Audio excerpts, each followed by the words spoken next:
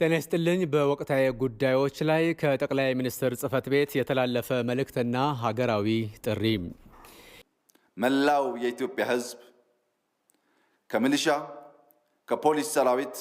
እንዲሁም በአካባቢያቸው ከሚገኝ የሀገር መከላከያ ሰራዊት ጋር በመተባበር ቀያቸውን፣ ጎረቤታቸውን፣ ሰፈራቸውን፣ ከተማቸውን፣ አካባቢያቸውን በንቃት እንዲጠብቁ እያሳሰብኩ የሀገር መከላከያ ሰራዊት ከጠቅላይ ሰፈር በሚሰጥ ትዕዛዝ መሰረት መለየውን ሀገሩን እና ሕዝቡን እንዲከላከል ለሚከፍለው መስዋዕትነት ዛሬም እንደተለመደው በታሪክ ውስጥ የሚታሰብ መሆኑን እየገለጽኩ ይህ የእኩይ ኃይል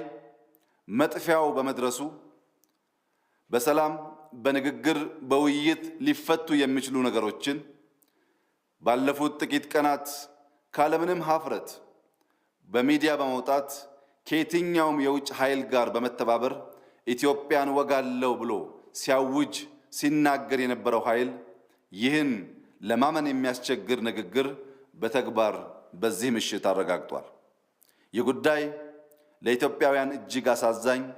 አሳፋሪም ቢሆን ዛሬም እንደተለመደው እኛ ኢትዮጵያውያን በተደመረ በተባበረ ክንድ ይህንን ከሃዲ ጡት ነካሽ ኃይል ለማሳፈርና ለመደምሰስ አስፈላጊውን ሁሉ የምናደርግ መሆኑን እየገለጽኩ